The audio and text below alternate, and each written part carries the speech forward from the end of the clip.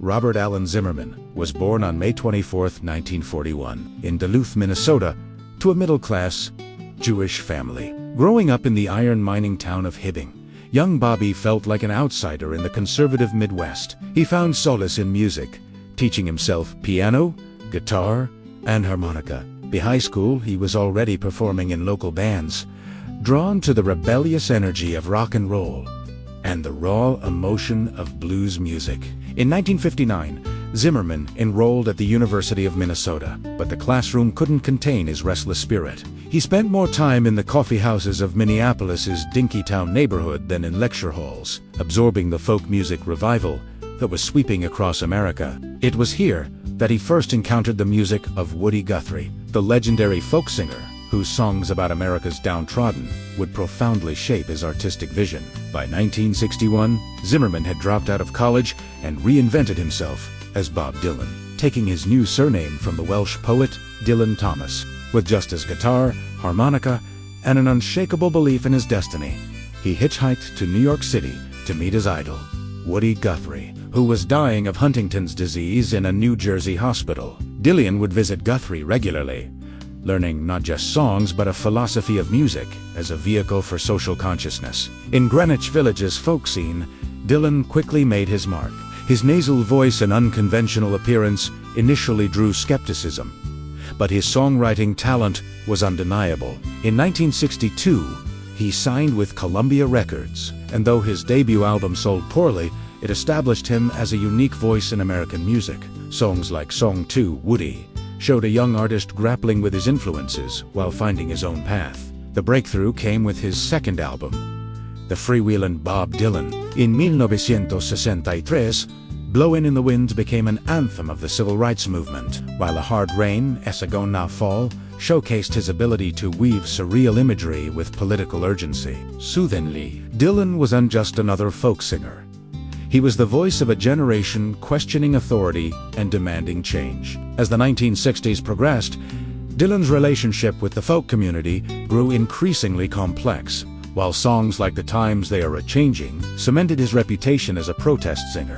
Dylan chafed against being labeled and confined. He was already experimenting with electric instruments, much to the horror of folk purists, who saw electricity as a betrayal of the music's authentic roots. The controversy exploded at the 1965 Newport Folk Festival. When Dylan took the stage with an electric band, the audience's hostile reaction, including boos and cries of traitor, marked a pivotal moment in music history. Dylan had chosen artistic evolution over audience expectations, a decision that would define his entire career. Albums like Bringing It All Back Home and Highway 61 Revisited fused folk's lyrical sophistication with rock's visceral energy, creating something entirely new. This period produced some of Dylan's most enduring songs, like A Rolling Stone, with its revolutionary 6-minute length and stream of consciousness lyrics, shattered the conventions of popular music. Mr. Tambourine Man and It's All Over Now. Baby Blue showed his growing mastery of surreal, poetic imagery that invited multiple interpretations while maintaining emotional resonance. The mid-1960s were Dylan's most prolific period, but they came at a personal cost. The pressures of fame, constant touring, and public scrutiny took their toll. In July 1966, Dylan suffered a motorcycle accident near his home in Woodstock, New York.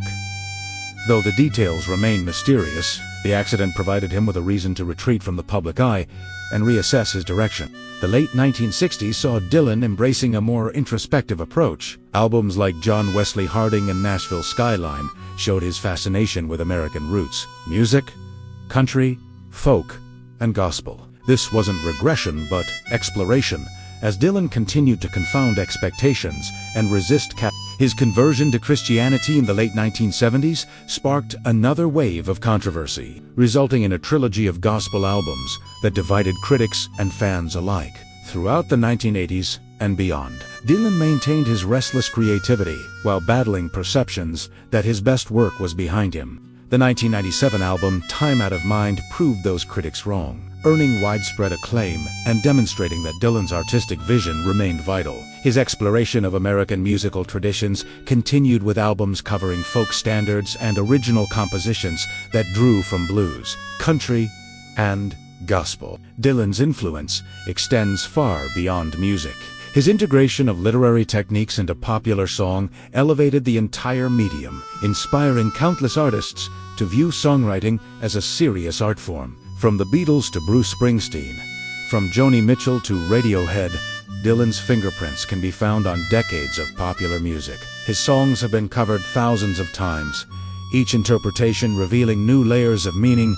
In 2016, Dylan received the ultimate recognition when he was awarded the Nobel Prize in Literature for having created new poetic expressions within the great American song tradition.